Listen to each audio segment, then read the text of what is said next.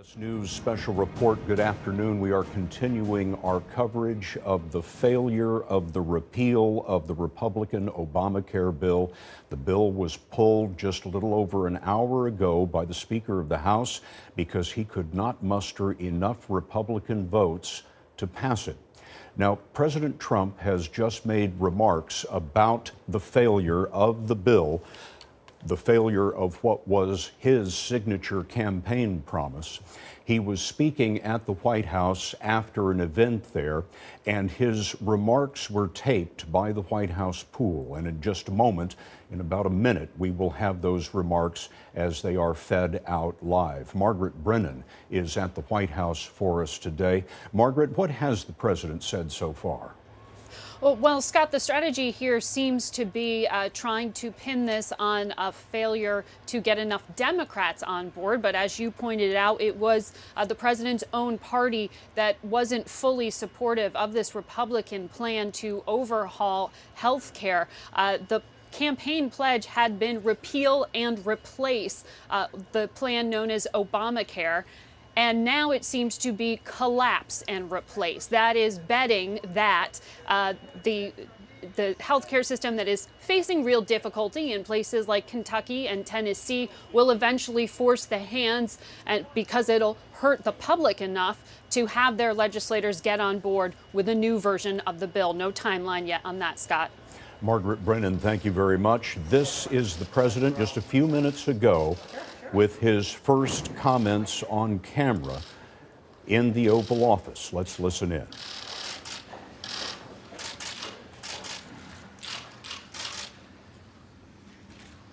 Thank you very much. We were very close. It was a very, very tight margin. We had no Democrat support. We had no votes from the Democrats. They weren't going to give us a single vote, so it's a very difficult thing to do.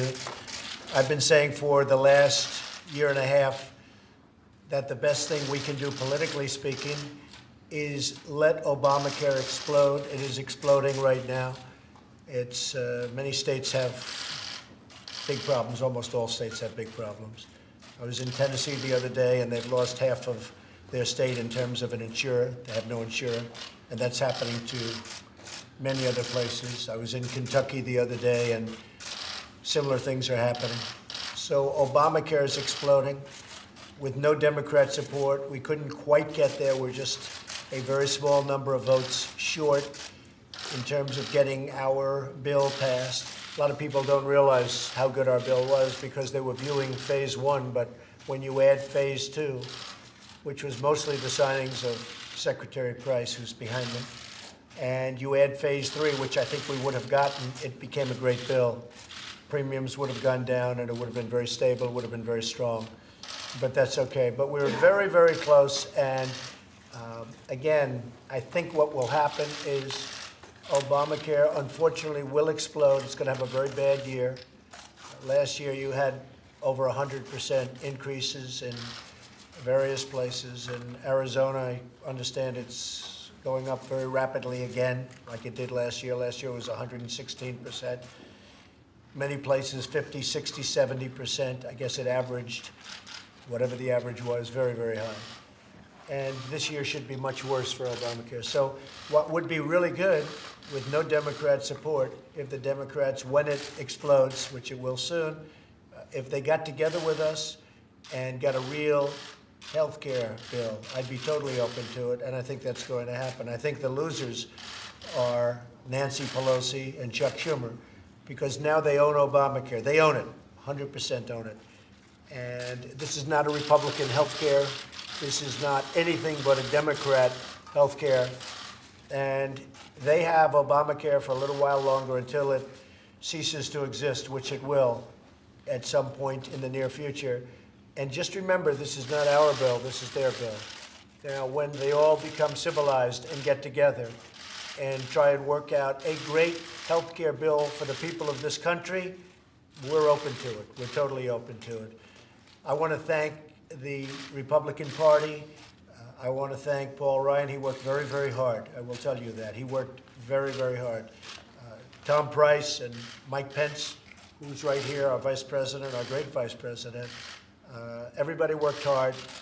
I worked as a team player and would have loved to have seen it pass, but again, I think you know I was very clear because I think there wasn't a speech I made, or very few, where I didn't mention that perhaps the best thing that could happen is exactly what happened today, because we'll end up with a truly great health care bill in the future after this mess known as Obamacare explodes. So I want to thank everybody for being here.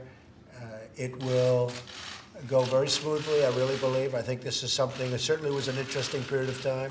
We all learned a lot. We learned a lot about loyalty. We learned a lot about the vote-getting process.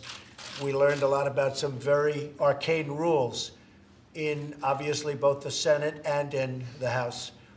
So it's been, certainly for me, it's been a very interesting experience. But in the end, I think it's going to be an experience that leads to an even better health care plan. So thank you all very much, and I'll see you soon. Thank you. Is it now your intention to go for tax reform, or what's next on your? We'll probably be going right now for tax reform, which we could have done earlier, but this really would have worked out better if we could have had some Democrat support. Remember this, we had no Democrat support, so now we're going to go for tax reform, which I've always liked. And you're confident in Speaker Ryan's leadership and his ability to get things done? Yes, I am. I like Speaker Ryan. He worked very, very hard.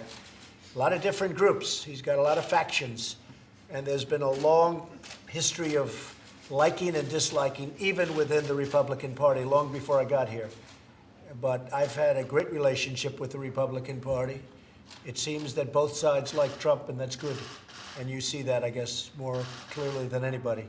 But we've had I'm not going to speak badly about anybody within the party, but certainly there's a big history. I think Paul really worked hard, and I would say that we will probably start going very, very strongly for the big tax cuts and tax reform. That'll be next.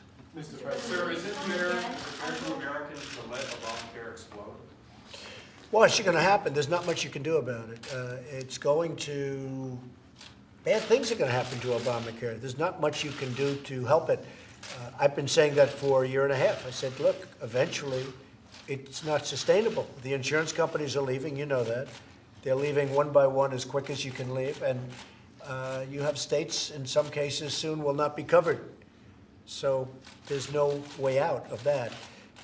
But the one thing that was happening as we got closer and closer, everybody was talking about how wonderful it was, and now it will go back to real life. People will see how bad it is, and it's getting much worse.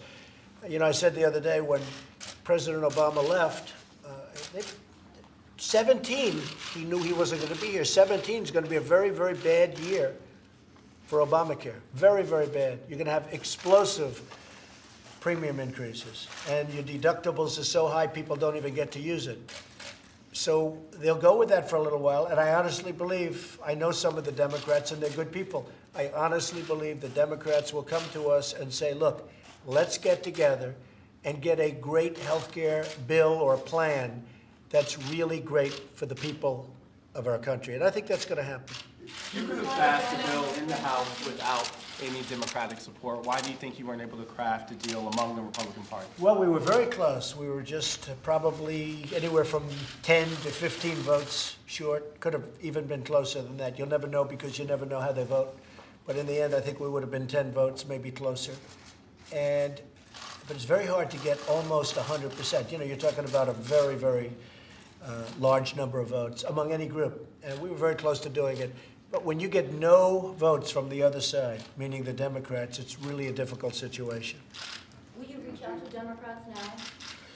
No, I think we have to let Obamacare go its way for a little while, and we'll see how things go. I'd love to see it do well, but it can't. I mean, it can't. It's not a question of, gee, I hope it does well. I would love it to do well. I want great health care for the people of this nation. But it can't do well. It's imploding, and soon will explode. And it's not going to be pretty. So the Democrats don't want to see that. So they're going to reach out when they're ready. And whenever they're ready, we're ready. Do you feel betrayed by the House Freedom Caucus at all? They seem to be the most difficult to No, get. I'm not betrayed. They're friends of mine. I'm disappointed because we could have had it. So I'm disappointed. I'm a little surprised, to be honest with you. We really had it. It was pretty much there, within grasp. But I'll tell you what's going to come out of it is a better bill. I really believe a better bill. Because there were things in this bill I didn't particularly love. And I think it's a better bill. You know, both parties can get together and do real health care. That's the best thing. Obamacare was rammed down everyone's throat, 100% Democrat. And I think having bipartisan would be a big, big improvement. So, no, I think that this is going to end up being a very good thing. I'm disappointed, but they're friends of mine. And you know, they got on. It was a very hard time for them, and a very hard vote. But they're very good people. You mentioned that there were things in this bill that you didn't necessarily love. What specifically are they? Well, I think we could have things that I would have liked more. And if we had bipartisan, I really think we could have a health care bill that would be the ultimate. And I think the Democrats know that also. And someday, in the not-too-distant future, that'll happen. And I never said, I guess I'm here, 64 days? I never said repeal and replace Obamacare. You've all heard my speeches. I never said repeal it and replace it within 64 days. I have a long time. But I want to have a great health care bill and plan, and we will. It will happen, and it won't be in the very distant future. I really believe there'll be some Democrat support, and that'll happen, and it will be an even better bill. I think this was a very good bill. I think it will be even better the next time around. And I don't think that's going to be in too long a period of time. Anything specifically you want to see change going from this bill to the next? No, I mean, I don't want to speak about specifics, but there are things I would have liked even more. But I thought overall this was a very, very good bill. And I thought Tom Price, Dr. Tom Price, who really is amazing on healthcare and his knowledge, I thought he did a fantastic job. Same with Mike Pence. I think these two guys, they worked so hard and really did a fantastic job. Thank you very much. Thank you. Thank you very much. Appreciate it. A videotape of the remarks of President Trump in the Oval Office just a few minutes ago, reacting to a major legislative defeat, the failure of his signature campaign issue, which was to repeal and replace Obamacare. The president went out of his way, as you saw, to blame Democrats for the defeat, but that confuses the issue. The Republicans did not need any Democratic votes to pass the bill in the House today, not one. The problem was Republicans could not get together in supporting the bill. Conservative Republicans felt the bill did not go far enough. Moderate Republicans believed the bill went too far in cutting benefits to the poor. And so Republicans scuttled this bill, coming up about a dozen or so votes short. John Dickerson is our political director and the anchor of Face the Nation. John, where does this go from here? Well, the president said he's going to go move on to tax reform. That's going to be just as hard. It faces all the same dynamics, all the same complexity, all the same factions that he talked about. It was really quite a striking series of comments there by the president. He said at the end there that he'd never called for repeal and replace right away. He called for it on day one of his presidency. He said that he said, my first day in office, I'm going to ask Congress to put a bill on my desk getting rid of this disastrous law. He also said that this was about the Democrats in trying to push Republican votes this week. He said if the Republican lawmakers in the House didn't vote for this, that Republican voters would punish them, would send them out of office. He didn't mention the Democrats, and the reason the Democrats were not a part of this is the strategic choice at the beginning of this entire process was to do this explicitly without Democrats. At the end of his remarks, you heard the president complain about Democrats passing the Affordable Care Act with 100% Democratic votes. He's exactly right about that. And Republicans were going to copy that strategy precisely. And so this was a fight among Republicans. Democrats were not engaged in the conversation. In all of my reporting, I kept asking if there was any opportunity to reach across. And everybody kept saying, no, this is within Republicans and about Republicans because of the choice that was made about how to get this through strategically through the process. So there's a lot of revisionism going on here. And the question is, does that revisionism stick? Or do Republicans have a bigger conversation about the fact that the conservatives who blocked this from happening, they're not going away. They didn't disappear when Donald Trump was voted in. And now the question is, what are Republicans going to do about the disagreements in their own party? They are now the governing party, and it's up to them. Margaret Brennan is standing by at the White House for us. Margaret, last night the president issued an ultimatum. He told Republicans, pass this bill today, Friday, or leave Obamacare in place. They weren't listening, and as we now heard from the president, it seems like the president is not going to stick with that ultimatum. He sounds like he's going to consider other plans for health care. Yes, he signaled that this may not be the all or nothing situation that he first described, and that he may come back to the table perhaps at a later date to negotiate another health care bill he says that Democrats will be forced to get on board with, or perhaps he'll be forced to reach across the aisle to get done because he says there are going to be enough problems on a state level with the health care system known as Obamacare that it'll really force their hands. The challenge here is throughout this campaign and the beginning of this presidency, 64, 65 days in, there has been a question about whether the Republican majority in Congress would sort of unquestioningly follow the president's orders, do his bidding. We saw today that's not actually the case, that there is still this split within the Republican Party. And among the people who voted for Donald Trump, it'll be very interesting to see polling numbers referencing what they think about how he handled this. So far, there have been reports out from Quinnipiac and others showing low approval ratings in terms of how this has been messaged and handled on Capitol Hill. So we will see how much of a political blow this will be to the president, since this is his first real attempt at a legislative effort governing, and whether he because he spent so much personal capital on this, Scott, 17 meetings here at the White House, cameras in the room to show how invested he was.